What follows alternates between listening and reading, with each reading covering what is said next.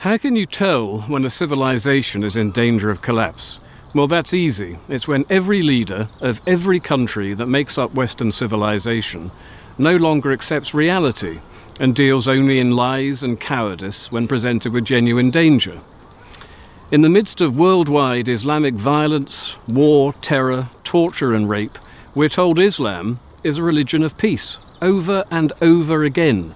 It's a sign of total cowardice to state Islam is peaceful, when it is undoubtedly an ideology of supremacism and war. Islam is the Quran is Muhammad, and Muhammad was a warlord and a murderer. Now, Mecca today is the international shrine to Muhammad, but it didn't used to be. First he had to defeat the Meccans when they laid siege to his exiled home in Medina. Muhammad won the battle and was then involved in the execution by beheading of 700 Jewish male members of Medina's Qurayza tribe. The women and children were taken as slaves and sex slaves, and beheading, as we now know only too well, seems a particular favourite amongst Muslim murderers, and this is because it's instructed in the Quran in any number of verses. Quran 5:33. The punishment of those who wage war against Allah and his messenger is execution by beheading or crucifixion, or the cutting off of hands and feet from opposite sides. Quran verse 8:12. I will instill terror into the hearts of the unbelievers, smite ye above their necks and smite all their fingertips off. Nice one. Quran 47:4. Therefore when ye meet the unbelievers, strike off their heads. So you see, Mr. Cameron, when Muslim murderers cut off soldiers' heads in London whilst quoting the Quran, it does, contrary to every lie that you've told, have everything to do with Islam. Now, David Cameron seems unaware that the perfect man in Muslims' eyes was a supremacist warlord, a murderer, and a sex enslaver of little girls. But then everything about Islam is supremacist. Islam translated means submission. Come on, what sort of a religion of peace calls itself submission? And what happens if you want to leave this religion of peace? You become an apostate, and the sentence for apostasy is death. So in other words, if you want to leave the religion of peace, you'll be killed.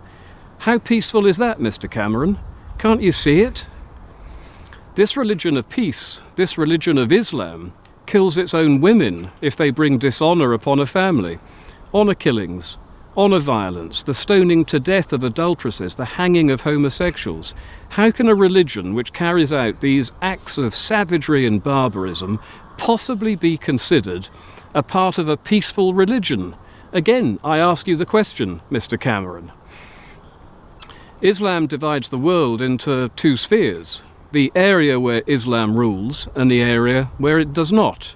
Now, the first is called the Dar al-Islam, which means the House of Islam, or the House of Submission, and the second is called the Dar al-Harb, which means the House of War. How many peaceful religions call areas they don't control the House of War, Mr. Cameron? All Western countries with large and growing Muslim populations find themselves, whether they like it or not, in the House of War, which is why, precisely why, our security services are engaged in a constant battle trying to stop the followers of the religion of peace blowing us up on trains, planes and buses. And good old Muhammad, he wasn't just a warlord, he was also a rapist and a sex slaver, which is exactly why we see rape and sex slavery happening today, and not just in Syria, but in towns and cities all across the West, wherever there are large numbers of Muslims.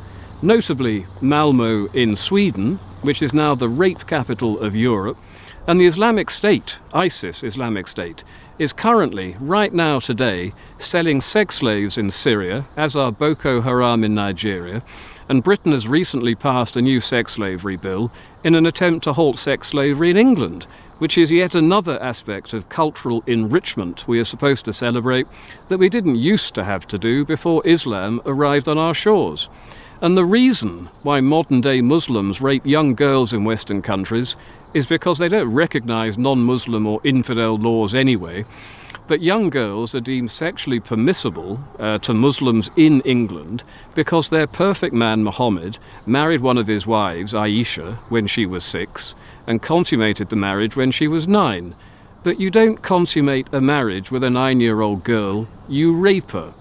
And the Muslim rape epidemic carried out against non-Muslim underage girls in Britain is specifically down to Muhammad and the Quran. And no doubt the next time such a story breaks in England, when the next Rotherham one comes around, David Cameron will come out and tell us that not only is Islam a religion of peace, it's also a religion of sexual abstinence and purity.